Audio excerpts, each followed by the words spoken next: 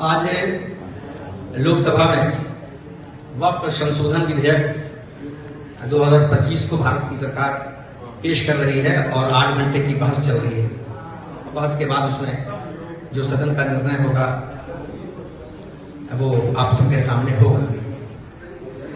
हम जन स्वराज की तरफ से यहाँ मौजूद हैं और ये आपको बताना चाहते हैं कि जो ये वक्फ संशोधन विधेयक लाया गया है वो भारत के संविधान की आत्मा को दुखी करते हुए, भारत के संविधान की जो आत्मा में जो प्रावधान किए हैं भारतीय संविधान के अनुच्छेद 14 में, 25 में, 26 में, 27 में, इनका वायलेशन करके ये लाया गया है। मैं आपको पहले बता दूं ब्रीफ की वक्फ का अर्थ होता है प्रॉपर्टी ऑफ गॉड, दैवीय संपदा, ईश्वर की संपदा। और ईश्वर की संपदा तो वही होती है जो हमारे पूर्वजों ने, बाप ने, दादा ने, या जिनको बाल बच्चा नहीं था और उसके बाद बड़ी प्रॉपर्टी थे, उन्होंने उस संपत्ति को ईश्वर के नाम पर दान कर दिया कि इससे गांव में जो गरीब बच्चियां हैं उनकी शादी होगी, मस्जिद का रंग पुताई होगा, दरगाह का देख रेख होगा, करबला का होगा, ताजिया बनेगा, इमाम बाड़ा बनेगा, गांव में कुआं खुदाई का काम होगा, मुसाफिरों की सेवा होगी। इस तरह जन कल्याण के कामों के लिए वक्फ का प्रावधान किया गया था। वक्फ की चूंकि बहुत बड़ी प्रॉपर्टी थी, भारत में इसलिए 1954 में एक एक्ट लाया गया, वक्फ एक्ट 1954, जिसके तहत पूरे देश में सभी राज्यों में एक वक्फ बोर्ड का गठन किया गया और केंद्रीय स्तर पर सेंट्रल वक्फ काउंसिल का गठन किया गया ताकि इनका प्रबंधन हो सके।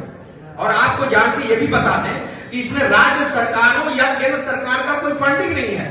वो जो वक्फ प्रॉपर्टी है, जो जिसको स्टेट कहा जाता है, प्रत्येक वक्फ प्रॉपर्टी का जो ये है उसको स्टेट कहा जाता है, ESTAT स्टेट,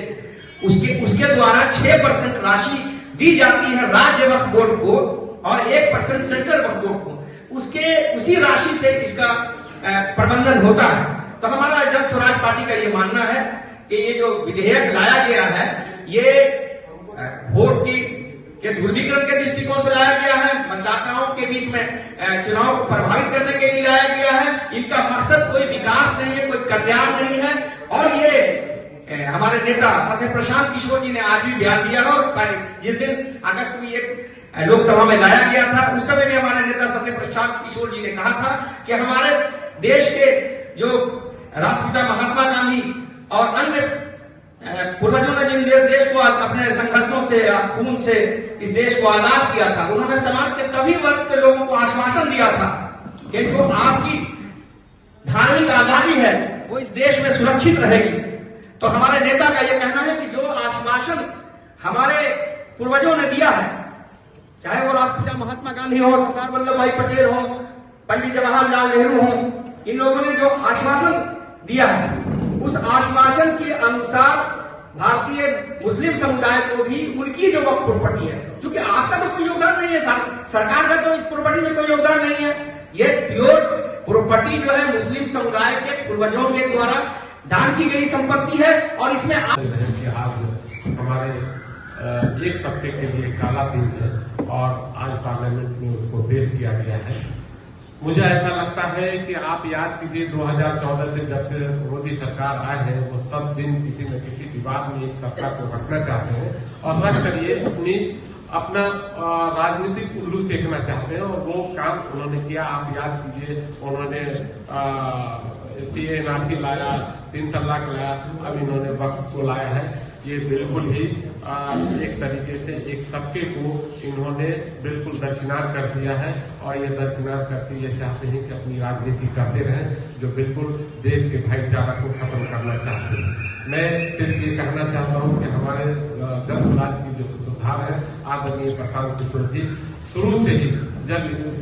बिल को लाने की बात चल रही थी तभी से वो विरोध कर रहे थे कि साहब इस तरह का जो चीज है एक धार्मिक लोगों पे खास कर जो टारगेट बनाया जा रहा है वो बिल्कुल गलत है। और आज भी जिस मकसद से हम लोग यहाँ पे बैठे हैं वो ये है कि आदरणीय प्रशांत किशोर जी जन स्वराज पार्टी इसका विरोध करती है और इसके लिए हम लोग जितना भी संभव हो सकता है हम लोग विरोध करेंगे। मैं ये जानना चाहता हूँ, मैं भाजपा के लोगों से कहना चाहता हूँ कि साहब 18% इस देश में मुसलमानों की आबादी है। 2017 से एक भी कैबिनेट में